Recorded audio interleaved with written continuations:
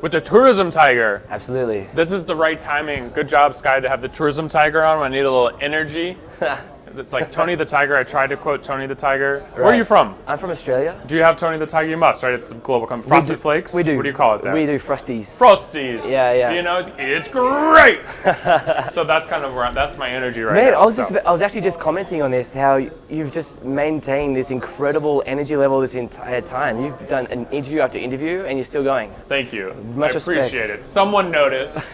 But yeah, it's tough. You know, it's like, you know, this is the first time we've done this, and I really want to make sure that we, you know, deliver it. But talking to people for 8 hours is different. Man, it's not something I could do. So it'd be there. I'm alive mostly. Right. But let's get to good topics, important topics. Right. First, let's get the beach back up. It's my happy place. Do a quick introduction. Just, you know, who you are, what company you're with, and then we'll kind of talk a little bit more about that. Cool. Well, my name's Matthew Newton. I'm from Tourism Tiger. We specialize in doing websites for tours and activities. We have a slightly different business model to web design.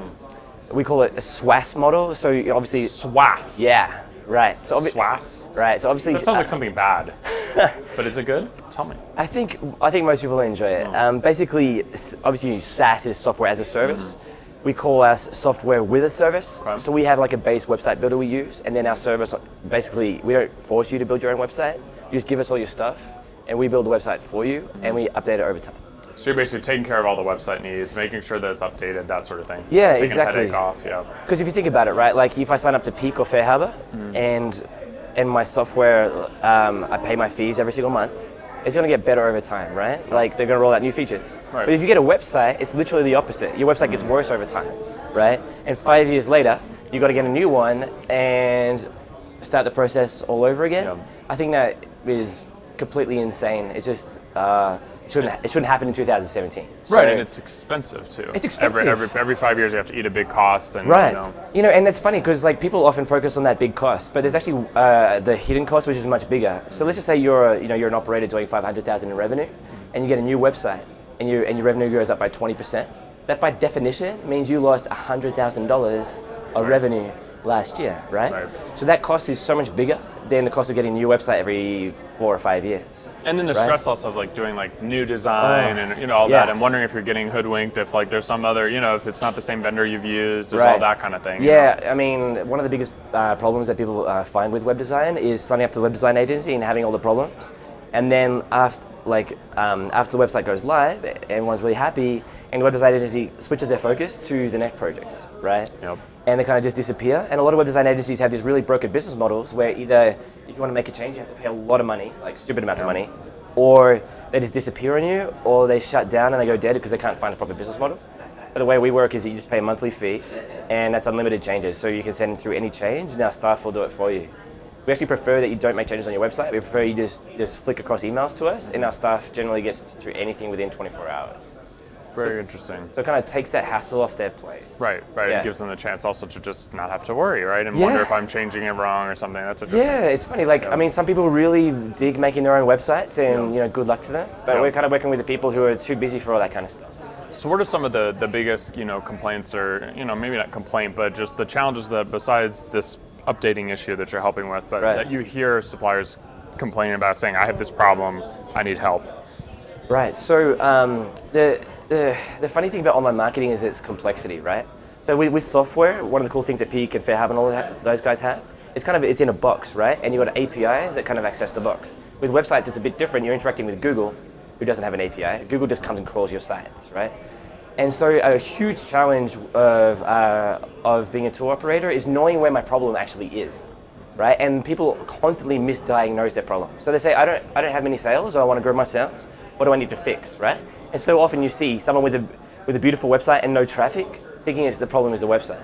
Or you see someone with a lot of traffic and a terrible website, thinking they just need more traffic, right? So a huge challenge for operators is basically misidentifying the actual cause of their problems, I would say. Another big challenge is getting hoodwinked, like you said.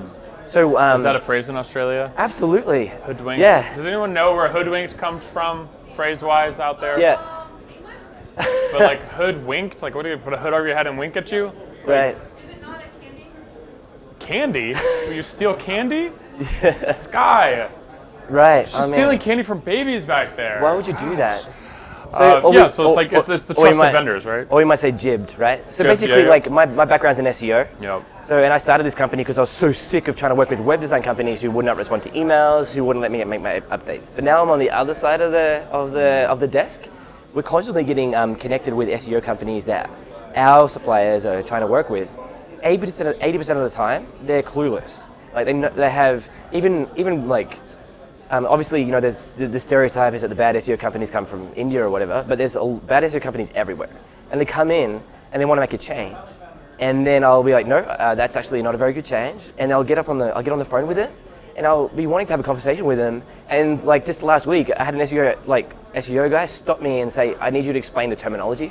So I had to explain to him like basic SEO terminology just so we could have a conversation about the SEO service he's providing to our customers. Wow. Right? So that's another really big problem is, basically, can I trust my SEO provider or not? Or any vendor, really. I mean, it's like an ongoing struggle, For sure. Yeah. And obviously, just making everything work together is a big challenge as well. So you got your Resdis of the world, making that work on the website. You've got the plugins, and you've got and trying new things. You want to pilot new tools you might discover in an event like this. You see a lot of res tech, and maybe you want to try this one little thing, and then someone has to do that, and either pay someone one-off or And some of the, like, especially for these smaller vendors, like suppliers, I should say, it's a really big risk that they're taking sometimes. Like for example, blogging, right? You want to pay for a blogging service, you're often looking at $2,000 a month for that, right? And you're lucky if it's going to pay off for you within 24 months, right? So that's a huge risk to take with no idea whether you're going to get any return on that for quite a long time. So I'm out right now. I'm a supplier, and I'm looking at vendors for this kind of service. What are some of the questions? I was like to phrase it the other way that you hate to get. That I hate to get. Yes, like what should they be asking that makes a vendor really uncomfortable?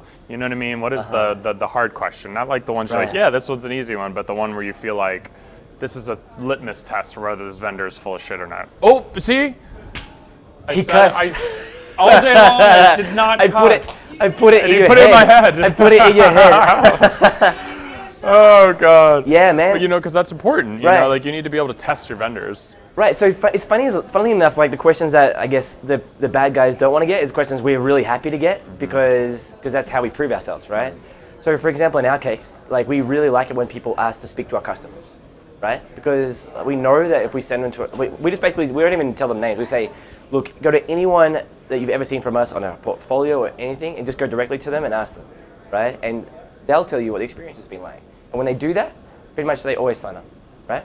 Another thing is for an SEO agency, for example, we always tell our customers, bring your SEO agency to us and let us assess their recommendations before you give them thousands of dollars, right? So being like a trusted advisor, as the website is the center of everything and their whole experience, you guys should be able to help with that. Yeah, it's kind of like in online marketing in a way, like with website stuff, you kind of got two hubs, right? You have one hub is the software where the availability is managed, all the API connections are with Musement or Viator or whatever. And then the website is kind of the other hub where the initial attention of the customer is managed, right? The website has the job of getting the visitor, convincing them to get through to the booking software.